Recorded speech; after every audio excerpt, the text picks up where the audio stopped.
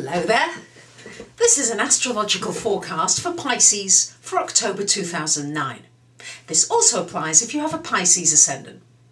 Pisces, a lot of focus this month has to be put into your finances, into your money, into looking at who you're banking with, where you're banking, what you're doing with your money, are you spending too much, are you saving enough?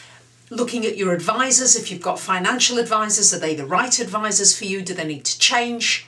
It's really about shining a light on everything to do with connected with joint finances, but your general financial situation and cleaning anything out that needs to be cleaned out. Any clutter, anything that needs to be sold, anything that needs to be got rid of, now's the time to do it this month with 3 planets in that 8th house. It's a great time to just clear the decks. So this is very important. This is to do with any goods that you have, any property, anything that you own. You really need to look at it carefully and you need to be very selective about how you're going to move forward. But this is a great time to get things sorted. After about the 23rd of the month, the Sun and Mercury is in your 8th house, 9th house, which means that this is a time then to lighten up. You've done all that focusing on money and finance. Now this is a time maybe for some of you to travel, to look at your spirituality, to look at higher learning, to look at what your philosophy is moving forward. What's happening with our economy? What's happening with our world? We're becoming a global world. We're so connected now with the internet and everything. What's your place? Maybe you want to start looking at that. What's your philosophy? How can we resolve this? What needs to happen? Pisces, you're so imaginative and so creative. I'd like you to tune into that psychic creative side of yourself and see what interesting answers you come up with.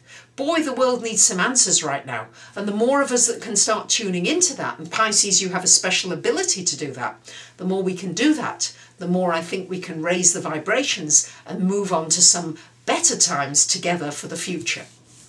So we've got Mars in your 5th house for the first couple of weeks of the month, and this is going to mean it's a great time to have a bit of fun, to enjoy yourself with your children, to put some energy into children if you have children, and if not children, to maybe start a new business, to become entrepreneurial, to maybe do some acting, to put on that wonderful mask of yours that you love to do, which you're so good at, because the world for you is quite a harsh place and you sometimes need to put that mask on before you go out.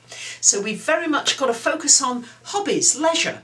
What is it you like to do and putting some energy into it? Actually going out and doing some of the things that you enjoy, not just thinking about them, not just dreaming about them as you have a tendency to do, but actually using the Mars energy and going out and doing them. You're going to enjoy yourself if you do that. After the first couple of weeks of the month, then Mars comes into your 6th house, and this is a time to be focusing on work.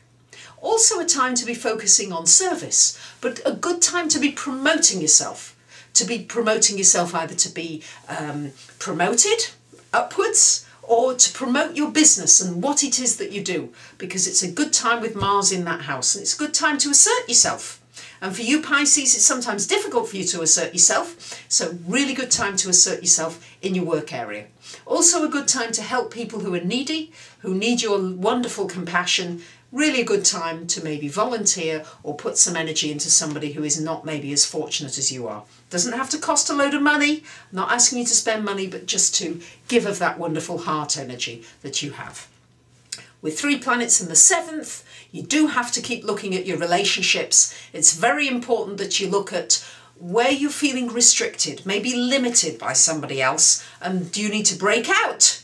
Is it getting to be too much? And with Saturn still in that house just for 1 more month, really look at those relationships and look at them seriously.